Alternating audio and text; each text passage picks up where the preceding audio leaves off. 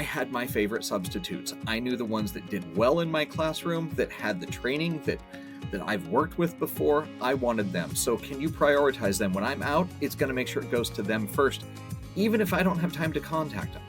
From Tyler Technologies, it's the Tyler Tech Podcast, where we talk about issues facing communities today and highlight the people, places, and technology making a difference. I'm Jeff Harrell. I'm the Director of Content Marketing here at Tyler, and I appreciate you joining me. Well, what happens when teachers, aides, or principals need to be out? They need substitutes, and they need to have quality substitutes to take care of their school or classroom. Well, that's the topic that we are talking about today. You hear a lot of headlines about teacher shortages, bus driver shortages, and the like. Well, we're going to talk about that with subject matter expert Curtis Updike of Tyler Technologies. You're going to really enjoy this conversation. Here's my conversation with Curtis Updike. Well, now joining us on the Tyler Tech Podcast is Curtis Updike. Curtis, welcome to the show. Well, thank you for having me. Appreciate it. Excited to talk to you. You know, back to school, believe it or not, is not so far away. It feels like we just entered summer, but now we're thinking about back to school a little bit. And we're going to talk a lot about that. But I would love for our listeners to get to know you a little bit. Tell us about your background. Oh, wow. I come from a whole lot of places. So let's start with, I used to be a teacher. I taught high school language arts and drama. Prior to my education world, I worked in different business aspects, logistics and business things, but I wanted to teach. I've always wanted to teach. So I started there, which led me into having knowledge that was useful in other places. So now, from that, I moved into the business office at the school, which said, we like your teaching, but we also need people here. We need things done. So I ended up there, which then led me into working, finding holes that were needed in the schools. I from being in the classroom, I saw that there was holes that from an administrative aspect needed to be filled. So that led me into the business office, which then said, I need to create something different. So I actually opened my own staffing agency to help fill the holes of what was when I was teaching, when I needed a substitute teacher,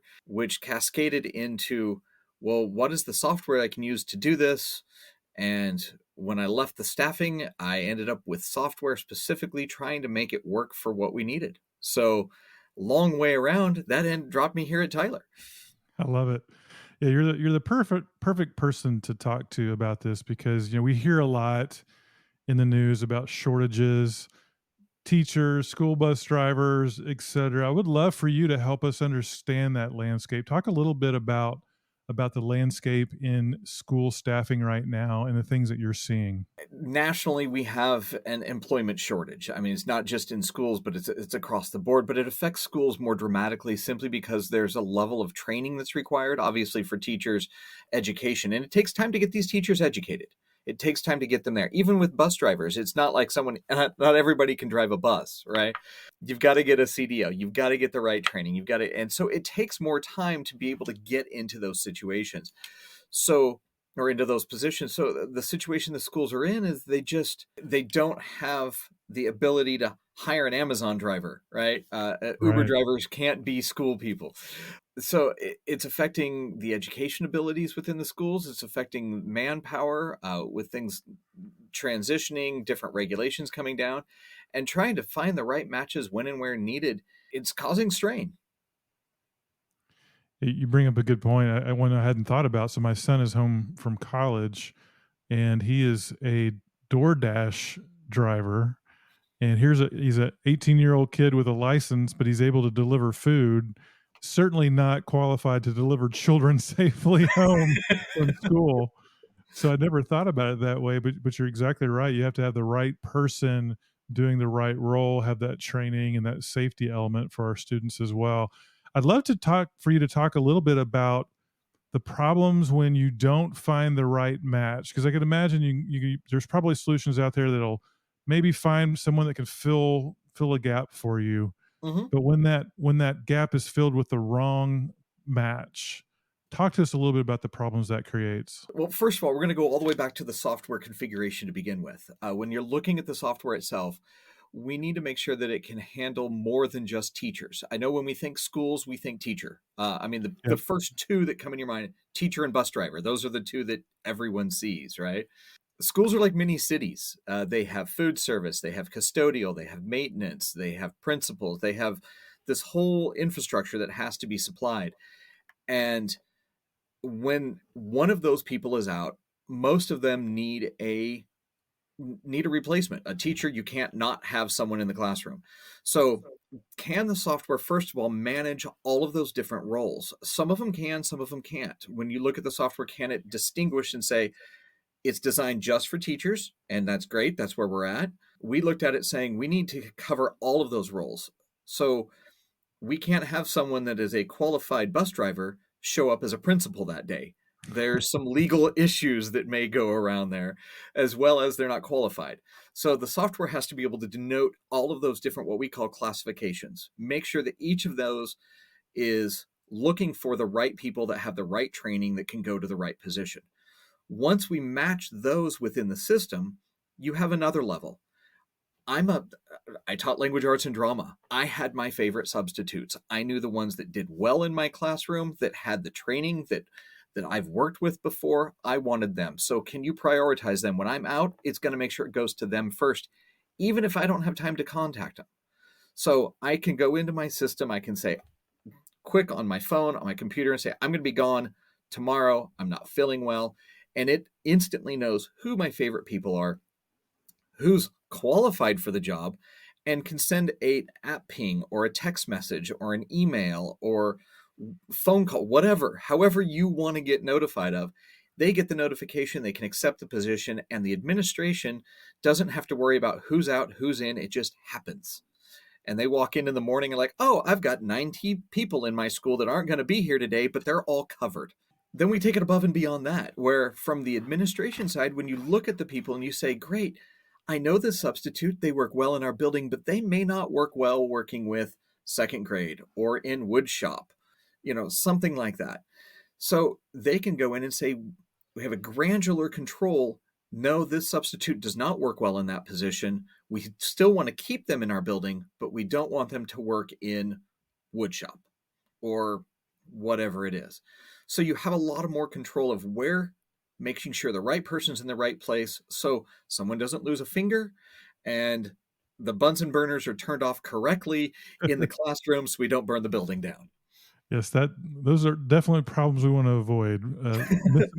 Missing phalanges and burning buildings for sure. And we're Tyler Technologies, and we're speaking a little bit about one of the solutions to this problem, which is our absence and substitute product. But based on your history, I'd love for you to go back a little bit in time, because you were a teacher, you're also in staffing. So before technology was available to help solve this problem, what were some of did you literally have to pick up the phone and find someone? Was it a paper system? What were some of the old systems before we get to this new technology that we have today? Well, we'd like to say it's an old system, but some people are still doing it. So it's Yeah, that's true. Good point. uh, it's just a matter of, can we make it work? Yeah, you would have a list. And I remember doing this myself, as I had a list of people that had been verified, qualified, and hired by the district, who had their I-9s and their W-4s, whatever, filled out, were ready to go. And I would get a call from a teacher or someone that's at 8 o'clock in the evening, 10 o'clock. I'm not going to be there tomorrow. So I walk over to my desk, I pull out this paper list, and I start making phone calls. That takes a lot of time. Your average phone call is 3 to 5 minutes, even if they don't pick up, just to leave a message, whatever it is we need to do.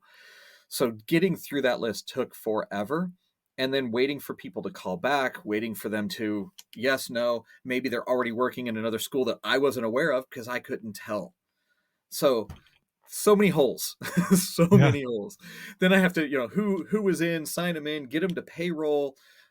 What hours did they show up? What hours did they leave? Who was out? What were you out for? Were you out for sick time? Were you out for personal vacation? What was it? There's so many pieces in that just got missed. Is it something that needs to be approved or not approved?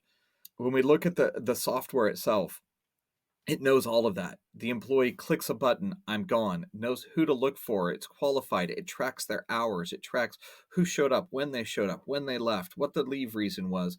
We take the file, we integrate it to the payroll system, it's done. It even knows if that person's working in another school or even another school district. Skip over them, move to somebody else. We can literally go through a list of substitute potentials. We can hit 100 to 150 people in a matter of 2 minutes, as opposed to 3 to 5 minutes to make one phone call. Love it. And let's finish with this. I'd love to talk about the benefits for the different, because we think about the benefits for the teacher that needs to be out, or the aide that needs to be out, or the worker, or the staffing person. But I'd also like to talk a little bit about the benefits to the school, benefits to the parents, and then benefits to the students as well. If you wouldn't mind maybe walking us through that. Let's start with the students. What, based on a technology like this, they can find the right match for whatever gap that they're trying to fill. What's the benefit to a student?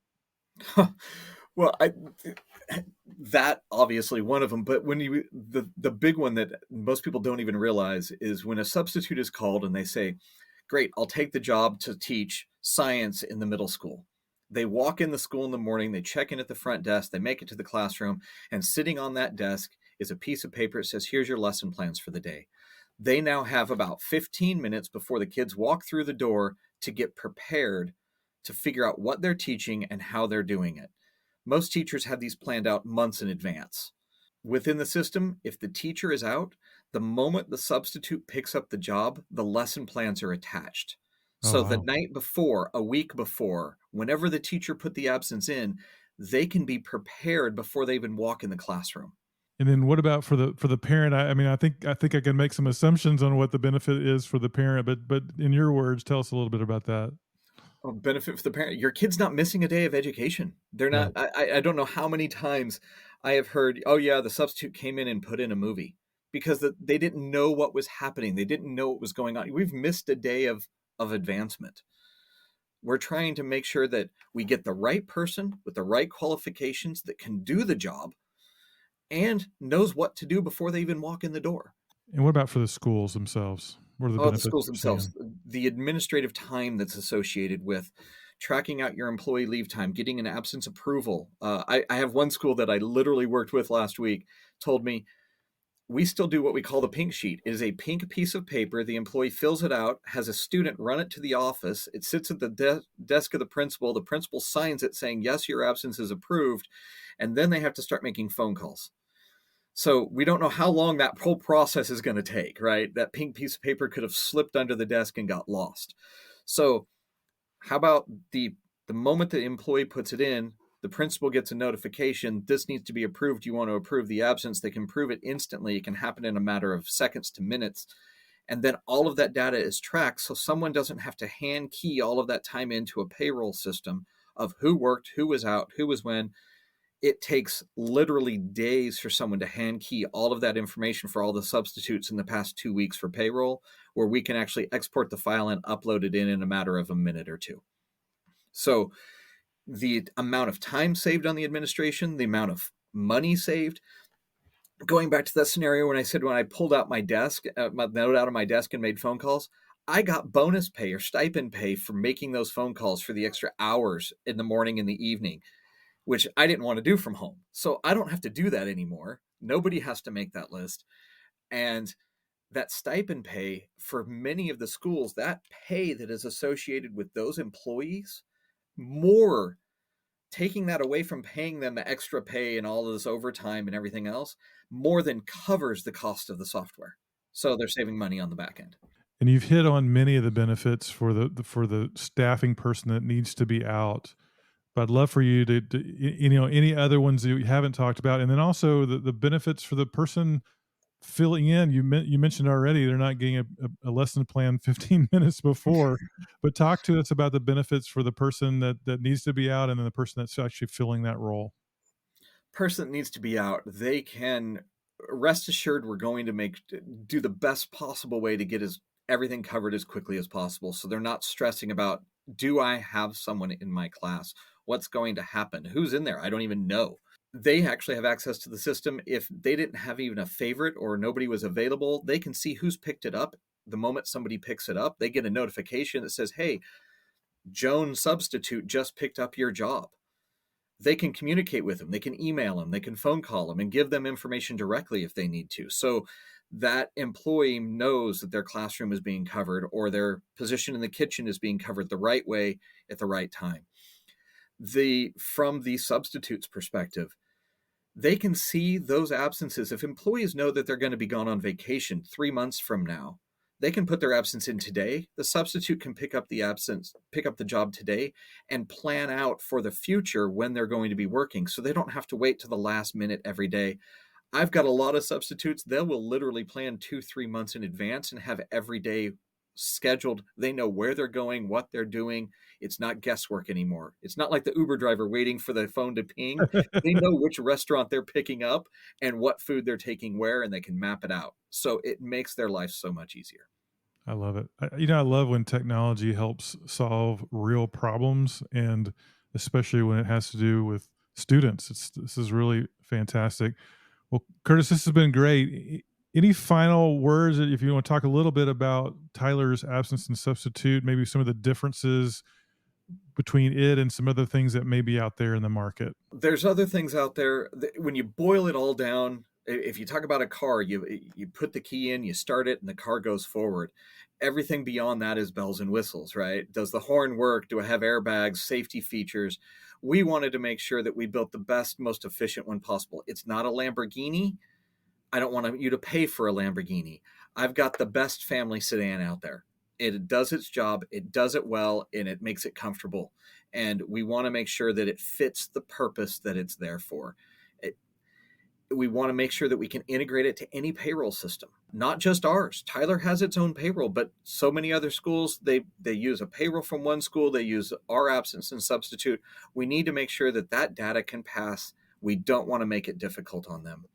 And then above and beyond that, within Tyler as a whole, there's a few of us that came from staffing agencies that I brought with me, actually, that we put together a way for Tyler to help.